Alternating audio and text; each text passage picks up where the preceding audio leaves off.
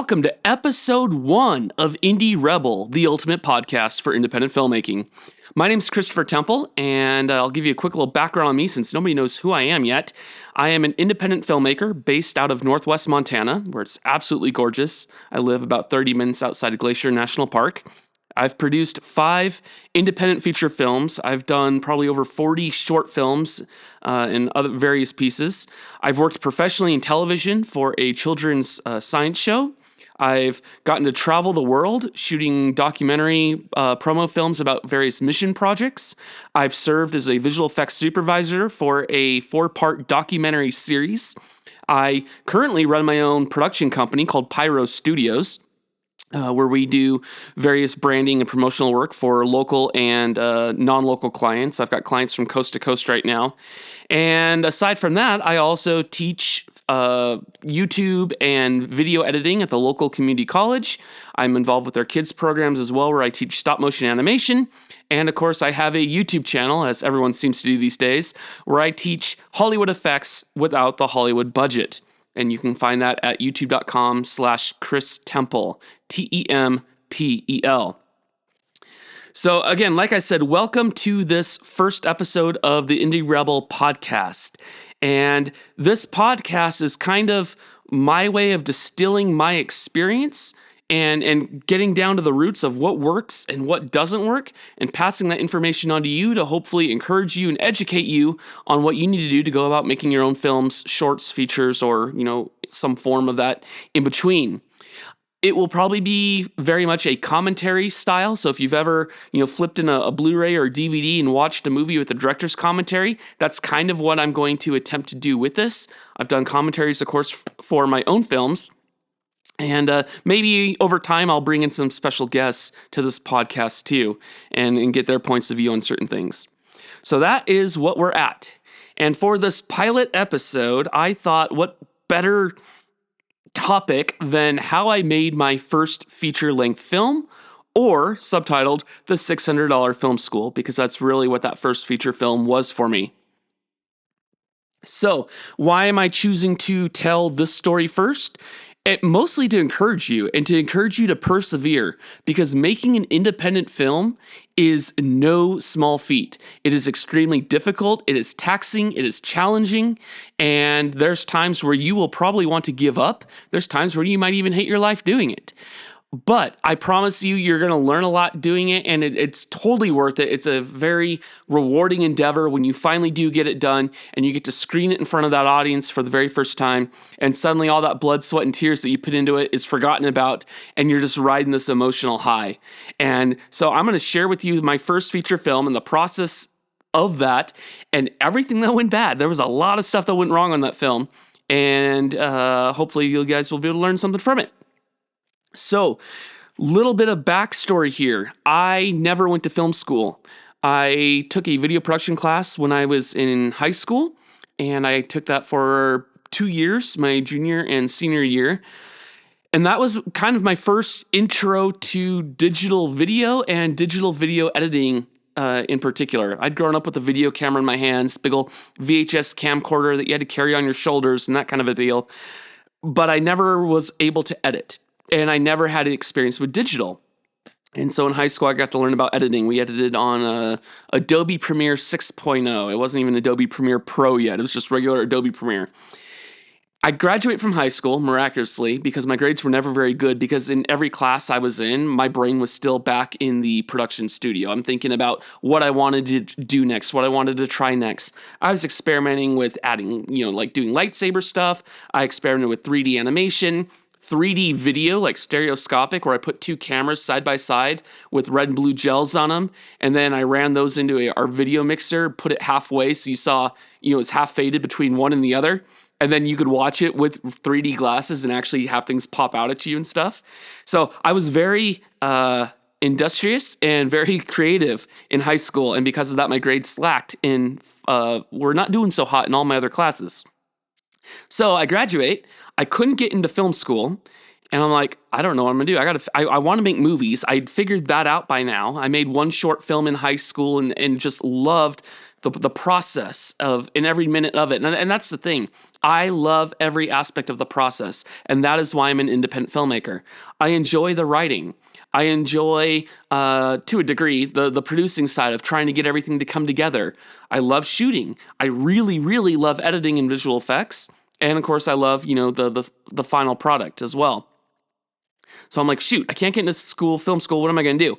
I took a job at Old Navy because my parents said I had to have a job if I wanted to, keep living with them for a little bit. And while on break from Old Navy one day, the clothing store, I went over to Barnes & Noble, the bookstore. And I go into the back and there's a section there on film and television. And I found a book called Rebel Without a Crew, or How a 23-Year-Old Filmmaker with $7,000 Became a Hollywood Player.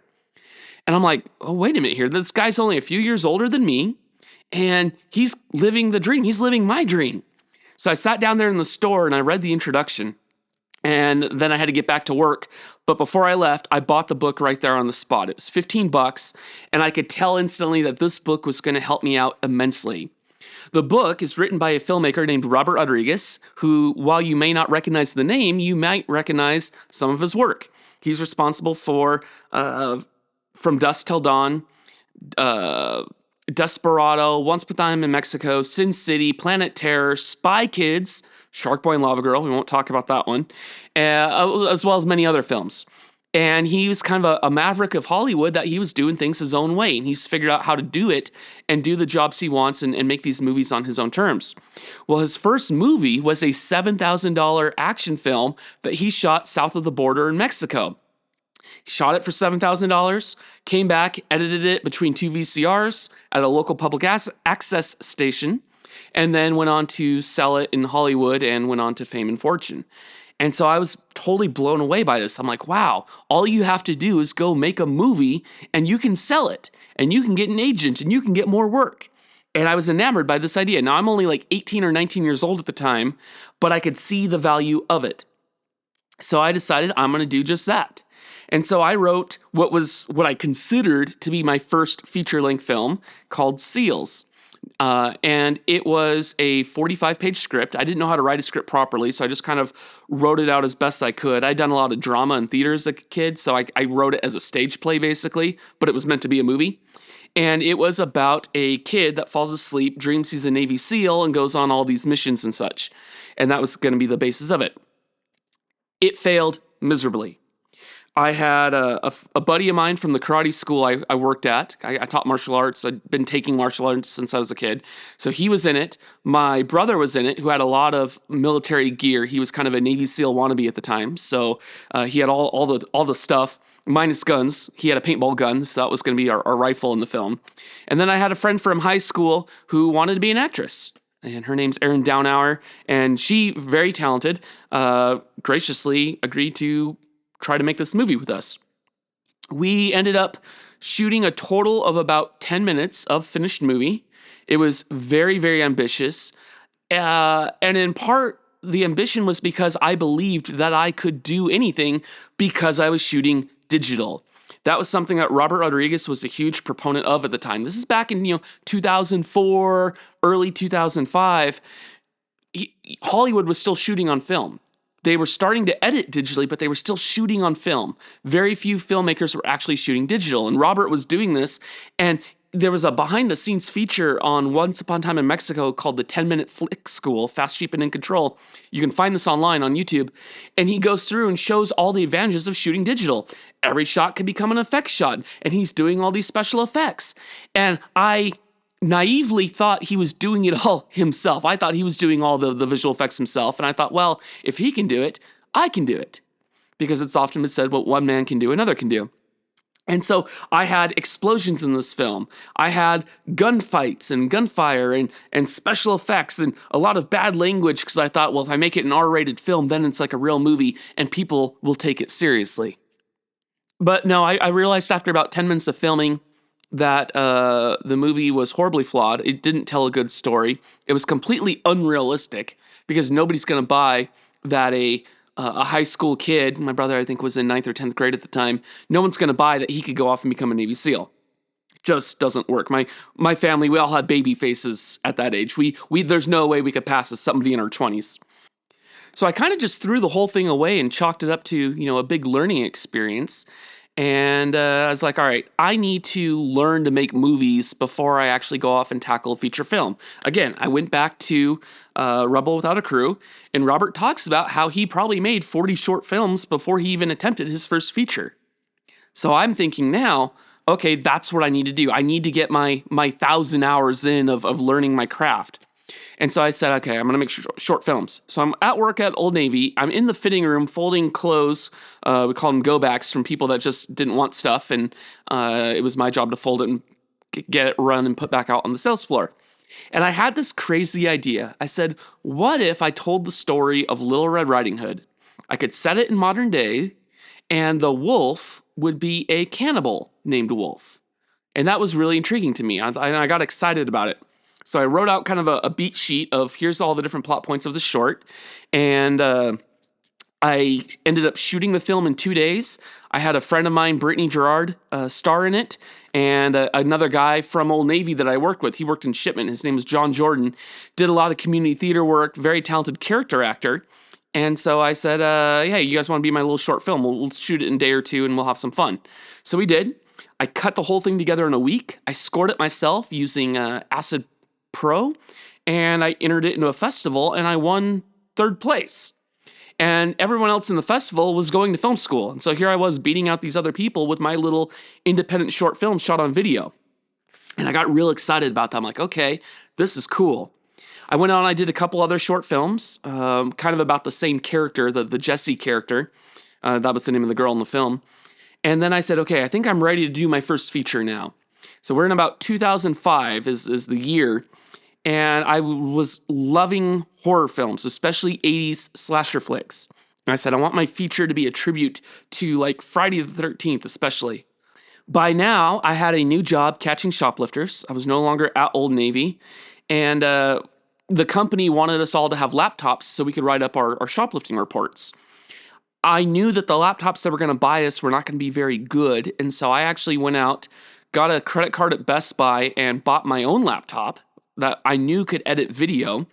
And then the loss prevention company gave me a copy of Microsoft Office because we needed that for all of our reports. And so I took that Microsoft Office. I said, well, I can write my scripts in this now. And I found online a macro for Microsoft Word called DramaDog. And DramaDog let you kind of format your script in Microsoft Word the way that it should be. Now, I struggled, talking about the writing here for a second, I really struggled with feature-length structure. Because up until this point, all my films had been 10 minutes or less. I'd gotten really good at short films and telling a really short story with a beginning, a middle, and an end. And so I was like, well, this is going to take a while. And I ended up writing what's called a treatment, where you kind of summarize the entire film. And I made sure to spend more time on the backstory of the characters at the beginning. Make that first act last a little bit longer. Start learning about who these characters are. And then I had like 5 characters. Let's see, I had the bitch, the slut, the blonde, the nerd, and the boyfriend. Those are my stereotypes I worked with for the kids. And so I had 5 characters. I knew it would take a while to kill each of them off, so that worked. That bought me some time. And then you could have a really intense final act where the final girl and the cannibal can go head to head. Because I decided to base this feature off my Little Red Riding Hood thing. And so the feature script I wrote was called Wolf. And I also tried to write it around locations that I had access to. There was a hiking area behind the Spokane Valley YMCA, because I was living in Spokane at the time. I had some woods kind of up in the neighborhood behind my parents' house, and I knew I could shoot some stuff up there. And so I'm writing it all based upon these things that I already had access to. So I spent about a year probably writing the script. It definitely took me a while.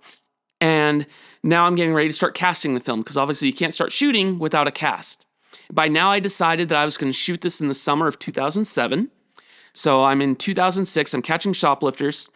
And I said, okay, well, the wolf is going to be the guy I worked with at Old Navy, John. Super talented character actor. I've worked with him before. I know how he works. Talked to him about it, sent him the script. He agreed. For my friend who starred in the short films, Brittany, she now had a really busy schedule, and so I decided to give her a smaller role in the film because she still wanted to be in it, but she just didn't have the time to commit to it. So she played the blonde character. Then I went about casting the lead girl, Tanya, and Tanya was difficult to cast. I went through probably 3 different girls before I found the one that was the right fit. And the one I ended up getting was Ariel Cancino, who was the great niece of Rita Hayworth. In fact, if you were to put the 2 images of these 2 women side by side, Ariel looked just like Rita Hayworth, like spitting image of her great aunt, which was really cool. And I actually found her on Craigslist of all places. At the time, back in the early 2000s, mid 2000s, Craigslist was a great spot to find actors for your indie films. And that's how I went about finding a lot of these people. The fall of 2006, I volunteered at a haunted house where I met another guy who I called Crazy Hank in the film. And then I also met a engaged couple who played the slut and the boyfriend of the main character, because they were all theater geeks and they knew how to act and that kind of a deal. So that was my main cast. Now, I also had another girl cast for the nerdy girl character, and that was going to be played by my pastor's daughter. At the time, I was going to a Baptist church, and he had a daughter who I thought would look good on film, and so I got her involved with it. She was in a couple of my shorts as well. But the day before shooting, to repeat, she calls me up, says, yeah, I've got a really busy schedule right now. I've committed to too many things. I can't do your movie. I'm like, what? Like, come on, it's the day before. What am I supposed to do? So I put an APB out on Craigslist looking for actors and need them this night because we're going to start shooting that night. And I found a girl named Chelsea Viren who was working at a dentist office. She responded. And I had to do her audition over the telephone because there was no time to do a proper screen test because I'm starting to film tonight. Everybody else is already committed, right? So the biggest thing I needed to know is that she could scream. I didn't know she was working at a dentist office at the time, but God bless her, she did it. She screamed over the phone. It was a blood-curdling scream. And she tells me later that night that she was at work and that all the patients were like, what is going on in that back room? Because she was on break and everybody could hear her scream. So I cast her that first night of filming, and we were off and running. I did have a few crew members, very, very small crew, but I did have a few nonetheless. I had a script supervisor named August Wiseman. I met her, I believe, online through Craigslist as well. She saw my ad looking for actors and told me that she was a writer, was interested in screenwriting, and wanted to see how a real script looked. I said, well, if you wouldn't mind being my script supervisor, you'll get to stare at the script all day long when we're shooting. And so she agreed. And then her roommate, Jill Andre, wanted to be involved as well. She didn't want to, be left home alone all the time.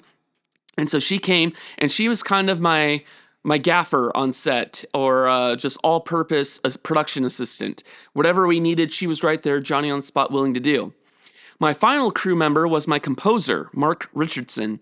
I'd gone to high school with Mark, and a couple years after we graduated, I go to the movies one night, and there he is taking tickets at the movie theater. I'm like, dude, Mark, what's up, man? We've been going to school since like 8th grade. So we start talking. What are you up to? I said, well, I'm shooting a movie next summer, a feature-length film. He goes, oh, I just got done going to school for film composing, film scoring. Can I work on your film? Yes, absolutely. So I had a composer. He also wanted to be on set a couple nights, and so he was on set to help out as well, holding lights and that kind of a deal, and we'll talk about that here in a little bit when we talk about the lights. So now I've got a cast, I've got a crew, a small crew at that, but still, we're set, and I decided to start getting my props. So I knew that the cannibal needed a really big freaking knife, and so I got on eBay. eBay is your friend when it comes to finding props. eBay and thrift stores and dollar stores, and we'll talk about that here in just a second. But I found a knife, and it was a Bowie knife, like from James Bowie, Battle of the Alamo kind of thing.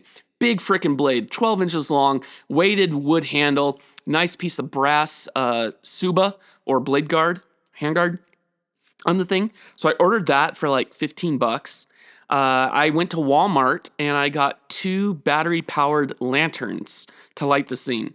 Because initially I wrote the script with flashlights, but I thought it would be very ridiculous to have my actors pointing flashlights at each other all the time just so I could see them on film. Because the majority of the movie was going to take place at night. So I thought lanterns are going to be a lot better because they throw off a bigger circle of light. It'll be a lot easier to light my scenes that way. I also bought at the dollar store a laundry sack that I knew I was going to use on one scene where the girls come down into the cannibals' camp and they find the boyfriend and he is missing an eye. And I wanted the head covered with a sack with one eye hole in it, kind of like Friday the 13th Part 2. Jason wears a sack. He doesn't have the hockey mask yet. So that was where I got that. I got that at the dollar store.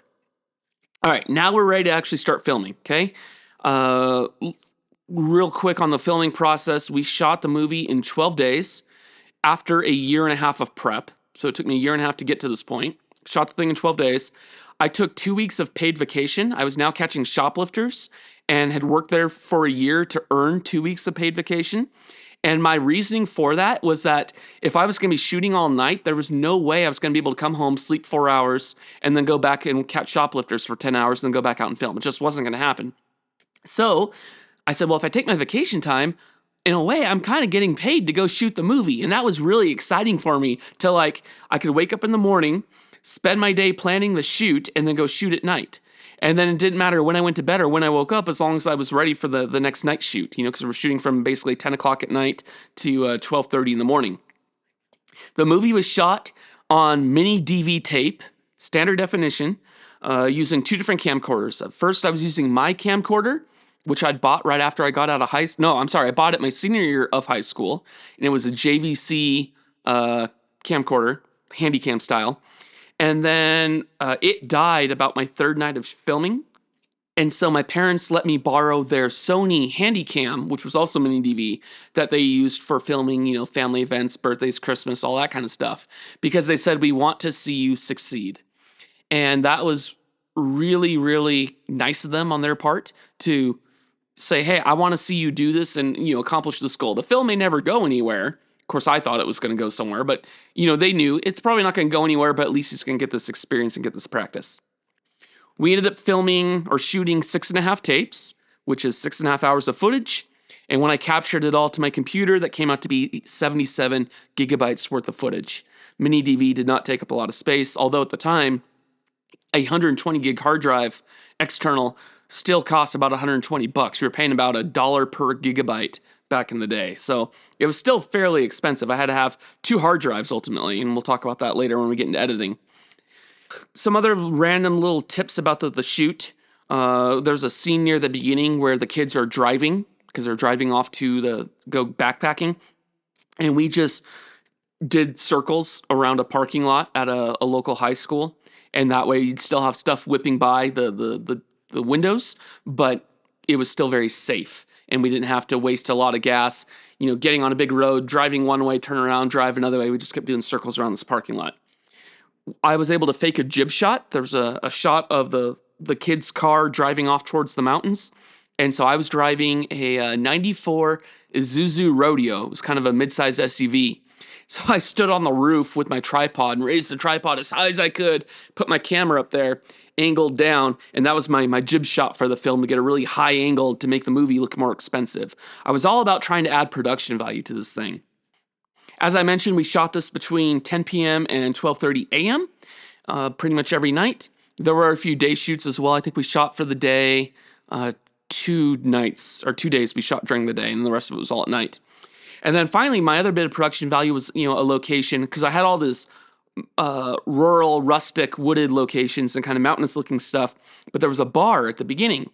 And Ariel, who played the lead girl, Tanya, her family owned a bar in Post Falls, Idaho.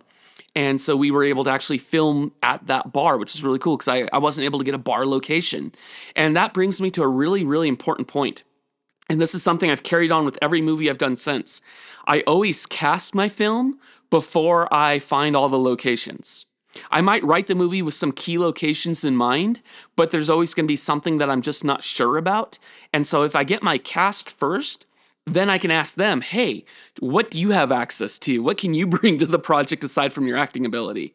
And that is not the most professional way to go about it, but at the independent level where you don't have the money and you don't have a big crew, it is the best way to go about making sure that you have the things that you need to produce your film. So, because they might have the hot car that you need. They might have access to a really cool house or an apartment or their place of work. Maybe their family owns a business that you can get access to on nights and weekends. That is how you go about making these films for no money. We did a lot of special effects makeup.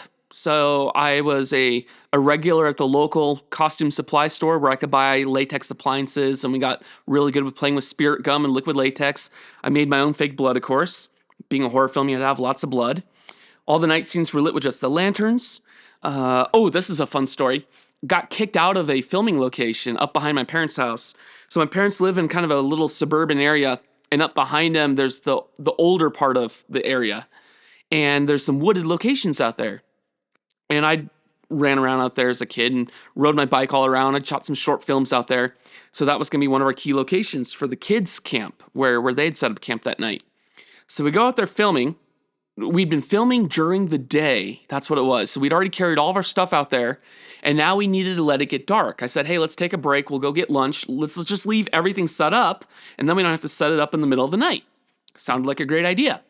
So we leave. When we come back that night, after it's gotten dark, this mean old Karen from a house up the hill starts yelling at us, you effing kids, get out of there. You're trespassing. I own all this land. I'm thinking, no, you don't. I've ran around up here since I was 13. You don't own squat. But she was making a big fuss about it. I said, look, lady, we were out here filming a little short student project. Okay, if you ever get hassled by people, tell them you're making a student film. We were out here earlier shooting a student project. We've left our stuff out there because we needed to go finish it. Can you give us 10 minutes to go pick up our stuff and come back? I just want to go get my stuff. Okay, fine. You have 10 minutes, but I'm recording all your license plates. And she literally came down with the camera because we didn't have smartphones yet, 2007. She starts taking pictures of our license plates. Okay, whatever. We get out to where we'd been filming. It was like a 3-minute walk from the road. And I said, guys, look, there's a back way into this place. What do you say we grab just a few things to make it look like we grabbed all of our stuff, and we'll drive around the back way and we'll hike in. It's a longer hike. It'll take us about 15 minutes. I know it's dark, but it'll be fun. We can do this. And they're like, well, you're the director. You tell us. I said, yeah, I am the director. All right, we're doing this. So we grab like one backpack. We hike out. Say, okay, hey, thanks, we got our stuff now, bye. We all jump in our cars, we peel out, and we drive 10 minutes around through to this back way, hike back in the middle of the night using our lanterns and flashlights. We got the rest of the shots we need, built a big old bonfire and stuff, and it was great. And then we just, broke down camp, and then we hiked the 15 minutes back out the way we came in that way. So, again, I wouldn't have known that had I not have ran around there all the time as a kid. So coming back to write what you know, add in things that you have access to and things you know very well, and you're able to work around little hangups like that when it happens. And and really the whole filming experience was so much fun. We were all in our early 20s. I was 22 or 23 at the time. It was just like a bunch of college kids running around hanging out, We would hang out after the shoot, sometimes till 2 or 3 in the morning. Jill would be a part of that. That's how we became good friends. And we go hang out at a local school where I was doing parkour. And it just so happened it worked out that there was a full moon while we were filming, so it was really easy to see. And it was just a lot of fun. So we wrap up the shoot after 12 days. Like I said, 6.5 hours of tape, 6.5 tapes essentially, because you get 1 hour per tape. Came out to be 77 gigs on my hard drive. Now, for those of you young whippersnappers out there, the way you get tape onto your computer is by capturing. You hook your camera up to the computer with a special cable called a FireWire cable, and you play the tape on the camera, and you record it in your editing program. And that's how you get your tape there. So that's what I had to do. And think about it, I shot 6.5 hours. I had to capture 6.5 hours. It's all in real time. There was no drag and drop files off a memory card. The editing was done on my laptop, initially anyway, using Sony Vegas Pro 7. I'd been a Vegas user since version 4. I'd used version 4, version 5, and version 7. And so I knew the software really, really well. I was comfortable with it. I also knew that because it started life as an audio editing program, that I would be able to do my sound mix right there in the program and make it sound really good. Now, editing on a laptop, of course, it's not the most powerful computer around, and I had never done a feature film. When I bought the laptop, I bought a laptop that I knew could edit a short film, but I thought maybe it could handle a feature, but it would start to choke and get bogged down at the end. And so a couple tricks. I stored all my video footage on an external 120 gigabyte hard drive. I stored all my audio files that I would do on a separate external 120 gigabyte hard drive. And then whenever I was editing, I had Vegas open, I would hit Control Delete and get into my task manager. I would find the Windows Explorer process and close it. So I basically shut down Windows while I was running this. So now it was a standalone editing computer. Turn on the computer monitor or open up the laptop, and all you see was Vegas. There was no Windows or anything. And that gave me just a little bit of extra power, and I was actually able to edit almost the entire movie. I had that first cut almost all the way done when my hard drive crashed. Boom. And I had made the mistake of not backing up my project files. I still had all the footage, but I didn't have my edit. And so I had to go back and re-edit the entire movie completely from scratch. And I'm trying to think, why did the hard drive crash? I think I got a virus or something, which is also why now to this day, my editing computer does not touch the internet. It is completely offline. So I've gotten very cautious because of this experience, back in 2007, basically, 20 years ago, almost 20 years ago. Now let's talk about sound for a moment. In order to shoot fast, did not capture sound on set. The cameras that I was using could not capture sound on set. I didn't have a microphone input. And of course, I didn't have a sound guy recording separately to another device. So here's what we did. I refined this process on my short films. And this is why I say you got to make a bunch of shorts before you make your feature to work out all the kinks. It's something I talk about in my book. I used a process called ADR. ADR stands for alternate dialogue recording. Some people say automatic dialogue replacement, but there's nothing automatic about it except for the fact that you know automatically that you're having to replace dialogue. So I say alternate dialogue recording. Here's what I would do. I would burn my movie to a DVD, pop it in my DVD player on the TV, bring my actors over, and we would watch the movie. Anytime I came to one of their lines, I would pause, rewind, play as many times as they needed to hear the line. And so we would listen to the scratch track, and when they were ready, I would hit record on my camcorder, which was now sitting about 12 inches from their mouth, and they would record their line over black tape. I would leave the lens cap on so I knew for sure this was an ADR session. Stop recording, go on to the next line. Okay, there's their line, play, rewind, and record. Got the line, stop, record, and go on. And we would do this for every single line of dialogue as well as every single sound effect. I did all my Foley work this way. Now, I had to capture these ADR tapes into the computer, listen to them, and find each line of dialogue, find the best take, select it, and drag that down into my timeline underneath the scratch track. And I built up my entire audio track this way. Now, what it did is it allowed me to get really good sounding dialogue for very little money, because it didn't take anything other than time. And when you're a young filmmaker starting out, you have plenty of time and not a lot of money. So that's what we did. And then, of course, the sound effects and things like that, too. It was a lot of work, but it did sound really good.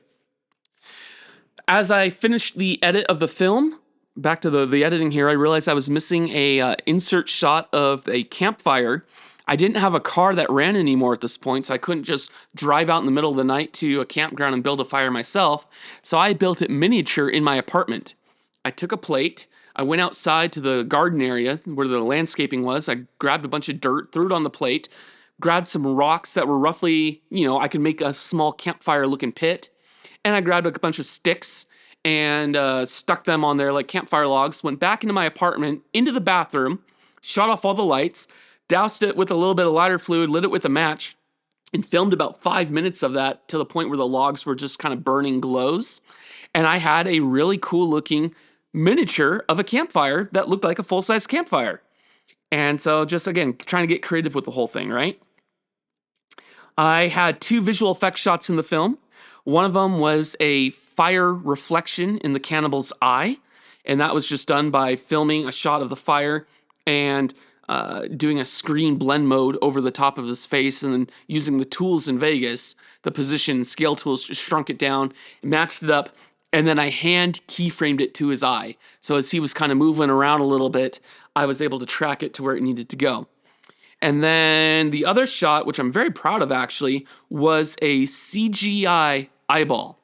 I mentioned before about this bag that went over the boyfriend's head because he'd lost an eye, and we were paying tribute to Friday the 13th. So the girls come down, they rip the bag off his head, and they see that he's got an eyeball hanging out of his socket. Initially, I was going to use an appliance for it, but I ran out of money, and I wasn't able to buy the appliance to shoot it on set. So then I'm thinking in the edit, well, I guess I'll just cut it around it. And then I thought, why should I compromise? I'd been watching again the 10-minute flick school for Once Upon a Time in Mexico, and Robert Rodriguez talks about how they did digital eye sockets for Johnny Depp. And I said, I wonder if I could do that. I've been dabbling with a free 3D program called Blender, and this is not the Blender that we know today, by the way. This is like Blender 2.28 or something like that. Like it's old school. But I knew my way around it a little bit. So I took a cylinder primitive and I twisted it around a bunch of times to kind of make it all stringy looking. And at the end of that, I put an eyeball or a sphere that I textured to look like an eyeball. And then at the other end, I modeled using another sphere that I cut in half, an eye socket. And so I spent probably, a day working on this. I'd had a new job working at a call center by now, and so in between calls, I was doodling this out on a piece of paper on how I thought I could make this work. And it actually looked pretty good. Now, the one thing that didn't look good with it was I didn't know anything about alpha channels at the time, and so I put a bright blue background behind my render because all I knew how to do was blue and green screen effects. So I rendered the still image of this eyeball on the blue background, brought it into Vegas, keyed out the blue, because again, like I said, I didn't know alpha channels, and dropped it into the shot that way. Scaled it into place, did a freeze frame on the shot, so I didn't have to worry about motion tracking it, because I really wanted it to look good. And it worked. I mean, looking back, you can tell it's a freeze frame, but the effect itself looks pretty good. And again, like I said, this was my first feature-length film. Now, speaking about visual effects, I did wish that I knew how to do more effects. There was a couple bits where I wanted to do matte paintings. There was a bit where the kids are supposed to be out in the middle of the mountains, but you can see like a power line behind them, and I wanted to be able to like paint that out and remove it. But I didn't have the skills. I downloaded a trial of Adobe After Effects, and I took one look at it. I said, this is totally alien to me. I don't know how to use this. And so I shut it down, and I just had to live with what I had, The laptop by now was not handling the film very well. Once I had the entire edit done of a 70-minute movie and all this audio stuff going on. And so I ended up moving my entire film back to my old desktop computer, which while it was, 4 years older than my laptop, it actually ended up being more powerful than the laptop. And so I finished the movie on there. And I finished the movie. I had a new job at a call center. I called in sick for like 2 days in a row just to work on the film. Like I was so desperate to get the thing done, and I was so excited that it was almost done that I thought, well, this is what I have to do. Previously to this, to me calling in sick, so throughout most of the process, I would work 9 hours at the call center, and then I would come home and work another 6 hours on the film. And that was my life. I had no life. I didn't have a girlfriend. I didn't really even have much of a social life at this point. Occasionally I would take the weekends off to go hang out with friends, and that was it. But it's almost like a marriage when you're making a film. Like you are married to this thing for a very long time. This movie will consume your life for sometimes 2 or 3 years. Let's see, what else about the editing? Oh, music. So my composer, Mark, the guy I met, at the movie theater that I went to school with, he would compose music by writing out notation in a program called Finale. And he could read music, so he was able to do that. And then he had a buddy that had a MIDI program, so he would export a MIDI from the notation software, bring that into the MIDI program, assign virtual instruments to it, and then spit out an MP3 that he would then email to me that I could drop in the film. Now, MP3s are like the worst formats to use when it comes to audio work. You really want to be working with .wav files. But, first movie, and having to do this all via email. We didn't have file sharing services and stuff like that. This was the best way we could think of working remotely. So again, we did what we had to do. And then I actually wrote one track of music for the film using Sony Acid. Acid was a loop-based music program where you can take a loop that goes da-da-da, and then you can drag it out over time. So it goes da-da-da, da-da-da, da-da-da, da-da-da, and they've got like 500 different loops you can choose from. It works very similar to GarageBand, which is actually what I'm recording this podcast with. So that is the editing of the film. Finally, we come up to release the thing. I made a DVD. I did the menus in Blender for the backgrounds. I authored the DVD in Sony DVD Architect, and to this day I still use that when I need to make Blu-ray discs. And then I also added in the DVD my short film that the movie was based on as kind of an Easter egg. I thought, well, that'd be kind of fun. So I made a DVD for my cast and crew. I submitted it to a film festival where we got to screen it. And that was kind of fun, getting to see it on a bigger screen and stuff. And then I promptly buried the movie because it sucked. It was absolutely horrible. My first feature film was, ugh. It was a $600 film school is really what I chalk it up to be, because that's all I spent on the film for props and food and gas for the actors. That's where all my money went. Oh, and tape stock too, which was pretty cheap. So it was my film school education. I realized that had I gone to film school, I would have made a bunch of short films, and I would have graduated and gotten a job pulling cables and getting coffee on someone else's big movie. Instead, I made a bunch of short films on my own, and then senior year, 2007, I went out and shot a feature film by myself to learn the process and to learn how to make a feature film. And it was a huge learning experience. You're learning how to manage people over a multi-day shoot, 12 days. That's a lot to have to try to schmooze people and get them to want to come back to set every day, especially when you're not paying them. So you learn people management skills. You learn scheduling and negotiating, negotiating free locations, negotiating free actors, the workflow of a feature film, and editing not just over the course of a week, but spending months and months and months and even up to a year. I think I spent a year in post-production on that thing. So it was a huge learning experience for sure. But we got it all done. I released it, like I said, in 2008 and buried it. And then I went on in 2009 and 2010, shot 2 more movies. I then shot another feature in 2019, just before COVID hit. Wasn't able to finish it due to COVID. And then in the summer of 2023, I shot my 5th feature-length film, which I am just about done with now. So all this stuff, though, I can chalk back to my first feature film, or as I like to call it, the $600 film school. All right, well, if you guys have stuck around with me this long, thank you so much for listening, and I hope you guys have gotten a lot out of this. Be sure to subscribe to this podcast. I have a lot more information and a lot more stuff coming down the pipes. I actually wrote a book on independent filmmaking called Indie Rebel, a masterclass in independent filmmaking.